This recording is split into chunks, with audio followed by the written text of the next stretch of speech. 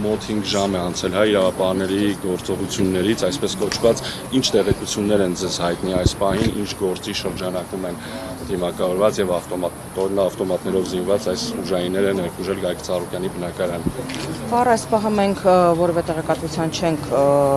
տիրապետում ցավոք սրտի, որովհետեւ տեսնում եք, թե ինչ գաղտնիության եւ ինչ այսպես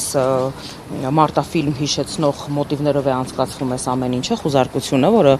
Գագիկ Ծառուկյանի բնակարանում մեկնարկել է վաղ առավոտյան 7:16, ինչպես առիթ ունեցել եմ արդեն ասելու, այս պահին խուզարկությունները, լայնածավալ խուզարկությունները շարունակվում են նաև մուլտիգրուպ կոնցեռնի կազմում գտնվող տասնյակ հիմնարկ ձեռնարկություններում, ինչպես նաև այդ ձեռնարկությունների տնօրենների բնակարաններում են խուզարկություններ իրականացվում։ Այս պահին վստահաբար կարելի է ասել, որ պարալիզացված է մուլտիգրուպ կոնցեռնի կազմում գտնվող ընկերությունների աշխատանքը, հազարավոր աշխատակիցներ մնացել են դրսում եւ եթե նպատակը տնտեսական այս ռեպրեսիաների նպատակը այն է, որ այս կերպ, նման կերպ աշխատակիցները մնան դրսում, չլինի աշխատանք, մարդիկ կորցնեն իրենց աշխատատեղերը, ուրեմն շնորհավորում եմ իշխանություններին, նրանք կոնկրետ իրենց առջև դրված այսօրվա այդ նպատակը իրականություն են դարձրել, որովհետև բացարձակ անորոշություն է, թե օրինակի համար այս կամ այն ձեռնարկությունում խուզարկությունը երբ կավարտվի կամ կավարտվի, թե չի ավարտվի այսօր, մի խոսքով բացարձակ անորոշություն է, որովհետև քննչական կոմիտեն եւս հարկ չի համարում պատշաճ բարձրաբանումամբ հանդես գալ, թե ինչ գործի շրջանակներում է իրականացվում այս լայնածավալ խուզարկությունների շարքը պարոն Ծառուկյանի բնակարանում եւ մուլտիգրուպ կոնցեռնի ձեռնարկություններում մենք հետևում ենք ընթացքին, իրադարձություններին, ինչպես տեսակ քիչ առաջ նաեւ փաստաբաններից Երեմ Սարգսյանին թույլ չտվեցին բարձրանալ պարոն Ծառուկյանի առանձնատուն, որտեղ խուզարկությունը արդեն 4-րդ ժամն է շարունակվում է։ Ես ուզում եմ հասկանալ, թե պարզապես քննչական կոմիտեն կամ նրանց նման կերպ խուզարկություններ իրականացնելու այս սցենարով, այս մոտիվներով, չգիտեմ, այսպես կարելի է կարծել, որ հակահաբեկչական ինչ-որ գործողություն է կատարվում այն սպառազինությամբ եւ այն դիմակավորված տեսքով, որ նրանք ներկայացել էին այսօր առավոտյան, ուզում հասկանամ ինչից են վախենում։ Պարզապես ուզում եմ գտնել այս հարցի պատասխանը, որովհետեւ անգամ փաստաբանին թույլ չեն տալիս ներկա գտնվել, երրորդ փաստաբանին թույլ չեն տալիս ներկա գտնվել խուզարկությանը։ Ցավում եմ իրականում, որ խոճապահար այս վիճակում է գտնվում այս հրահանգը քննչական կոմիտեին կոնկրետ իջեցված անձնավորությունը կամ անձինք, ամեն դեպքում հենց որ ունենանք տեղեկատվություն, որովհետև նաև խուզարկության ընթացքին հետևող մեր փաստաբանները հիմա հասանելիություն չունեն եւ չեն կարող պատշաճ տեղեկատվություն մեզ տրամադրել, բայց քանի որ մենք այլևս որևէ բանից չենք զարմանում, իշխանության որևէ քայլ մեր համար այլևս նորություն չէ, ունենք տեղեկատվություն, որ այսպես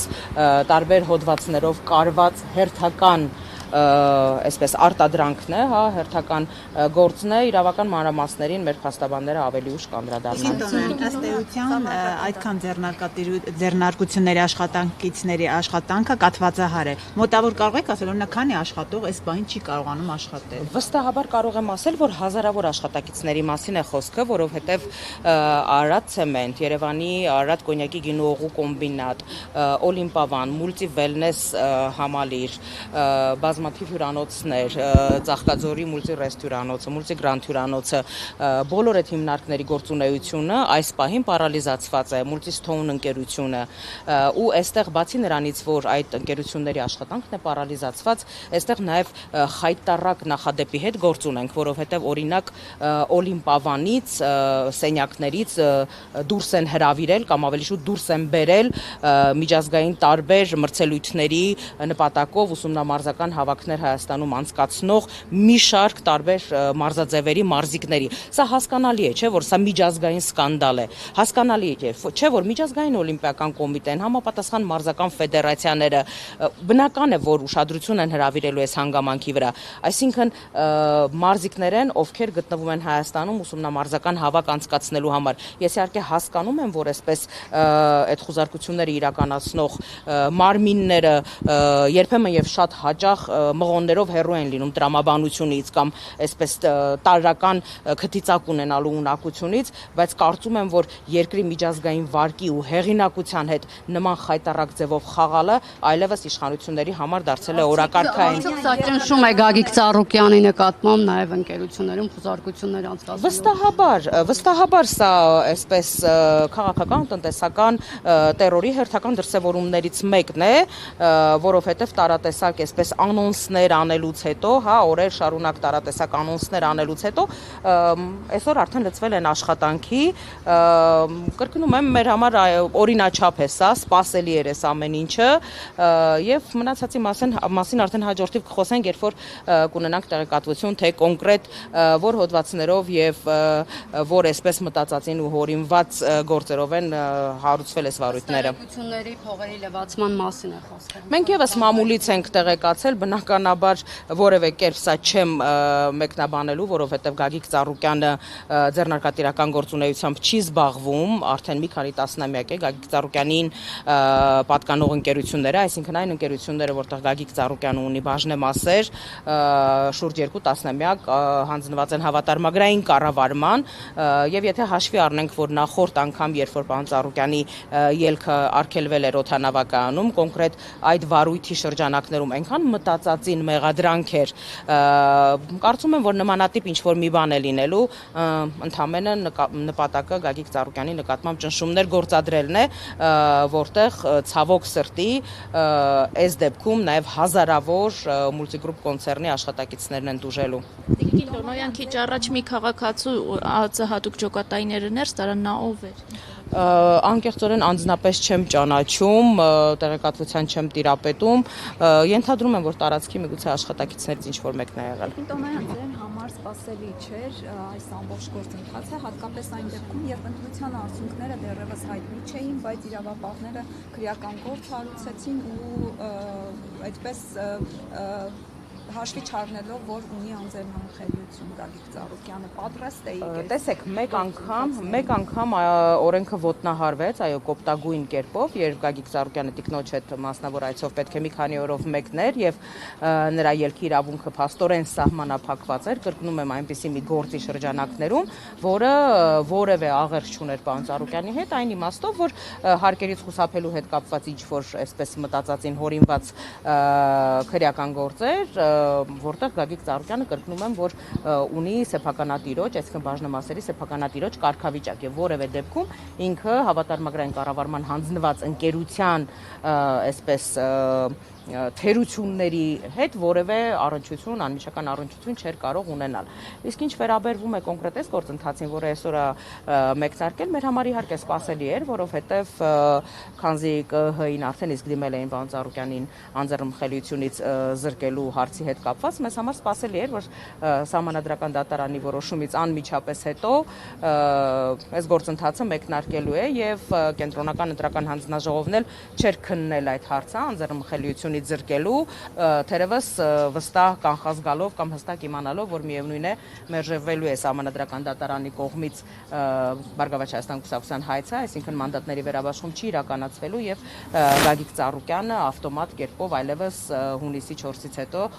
4-ից հետո չունենալու անձեռնմխելի կարգավիճակ որպես պատգամավորության թեկնածու, այդ իսկ պատճառով նրանք վաղ առավոտյան 7:16 սկսել են իրենց հարձակում խոզարկությունը։ Տիկին Տոնոյան, ամբողջ նախընտրական քարոզարշավի ընթացքում Նիկոլ Փաշինյանը անդրադառնում էր Գագիկ Ծառուկյանին, ասում էր պետք է առանձնատունը վերցնենք տանք ծերերին, պետք է բանտում հայտնվի, նրա տղային էր անդրադառնում։ Ի սկզբանե սա հրահանգ էր իրավապահներին, որպեսզի նրանք նախապատրաստվեն նման գործընթացներին։ Տեսեք, Նիկոլ Փաշինյանը այլևս դարձել է անոնսների շատ մեծ մասնագետ։ Եթե մենք նախադեպերը նայենք, ամբողջ նախընտրական քարոզարշավի ժամանակահատվածի հետ կապված, տարբեր գործիչների հետ կապված Նիկոլ Փաշինյանը անոնս է անում եւ հետո օրեր անց քրեական գործը կարվում է համապատասխան դրվագներով։ Սա առաջին նախադեպը չէ, այո, Գագիկ Ծառուկյանի, այսպես Գագիկ Ծառուկյանին ունե զրկելու, տարբեր տեսակի ռեպրեսիաների ենթարկելու վերաբերյալ սպառնալիքները ամբողջ քարոզարշավի ընթացքում շարունակական են եղել եւ բնականաբար այս գործողությունները, այդ սպառնալիքները ցանկացած գնով կյանքի կոչվելուն են միտված։ Համեցել են դրոն շոուների զորահանդեսի վերաբերյալ կուսակցության հայտարարությունից հետո շարունակել եք հետամուտ լինել այդ հարցի ոչ իրավապահմանների եւ այլն։ Դրա հետ կապված հայտարարություն արել են այլ քաղաքական ուժեր։ Մենք նախորդին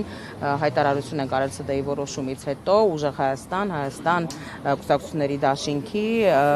ԲՎՌ-ի, ինչպես նաև Հայ ազգային կոնգրեսի հետ համատեղ հայտարարություն արդեն իսկ արել ենք հետընտրական գործընթացներում համագործակցության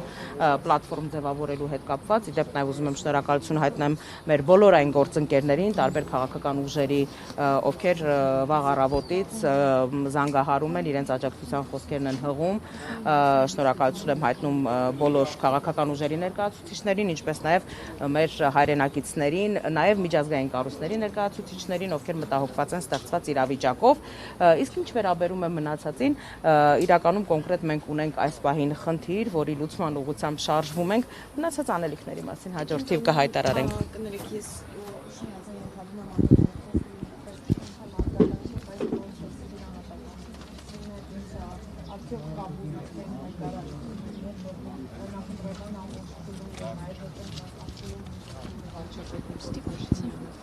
Բնականաբար արդեն իսկ ասել եմ, որ կոնկրետ տնտեսական ու քաղաքական այս ռեպրեսիաները, որոնք այս պահին եւ այսօր կյանքի են կոչվում Գագիկ Ծառուկյանի նկատմամբ, սրանք ընդհանրապես նախընտրական քարոզարշավի ընթացքում Նիկոլ Փաշինյանի իրականացրած անոնսի կենսագործումն է, որովհետեւ տարբեր այսպես նախադեպեր ունեցել են եւ ականատես են եղել, որ Նիկոլ Փաշինյանը այսպես քաղաքական հաշվեհարդարների վերաբերյալ անոնսներ է անում, այնուհետև այս կամ այն պատկան մարմինը եւ կառույցը կենսագործում է Նիկոլ Փաշինյանի ցանկություն հանձնարարականները։ Տիկին Տոնոյան, տարբեր ընկերություններում դուք եք հայտնել, որ խուզարկություններ են, այս բային կան տեղեկություններ, ինչ որ տեղերում ավարտվել են խուզարկությունները, ինչ են արել, ինչ են տարել։ Տեղեկատվությունը այսպես թարմացվում է, մի քանի տնօրենների բնակարաններում գիտեմ, որ խուզարկությունները ավարտվել են, բայց հիմնականում օրինակ Multi Wellness մարզարողջարանային համալիրի տնօրենի բնակարանում ավարտվել է խուզարկությունը, տնօրենը այս պահին Multi Wellness-ում է արդեն գտնվում, որ իր բնակարանի խուզարկությունից հետո արդեն մասնակցում է իր այսպես այն հիմնարկի խուզարկությանը մի խոսքով այսպես տեղեկատվությունը անդադ թարմացվում է, գիտեմ, որ Արարատ ցեմենտում գործընթաց է իրականացվում այս պահին, Մուլտիտաբակ ընկերությունում է իրականացվում գործընթաց, երբ որ նոր մանրամասների տիրապետեմ, անպայմանորեն ձեզ կտեղեկացնեմ։ Այո, այս պահին հազարավոր Multigroup կոնցեռնի ձեր գործընկերներին տեղեկացրեցի, հազարավոր աշխատակիցներ Multigroup կոնցեռնի այս պահին փաստորեն զրկված են աշխատանքի հնարավորությունից, պարալիզացված է լայն առումով Multigroup կոնցեռնի աշխատանքը եւ հազարավոր աշխատակիցներ այսպես անորոշության մեջ են, քանզի անգամ իրենց աշխատավայր մուտք գործելու հնարավորություն չեն ունեցել։ Տիկին Տոնոյան, իսկ հայտնել են պարոն Ծառուկյանին ինչ քրեական գործ է, ինչ հոդվածներով, ինչ տեղեկություն ունենք, որովհետեւ 7-16 երբ մուտք են գործել քննչական կոմիտեի ներկայացուցիչները ԱԱԾ-ի ուղեկցությամբ, այդ պահից սկսած մենք կապի հնարավորություն չենք ունեցել թե պարոն Ծառուկյանի, թե նրա կնոջ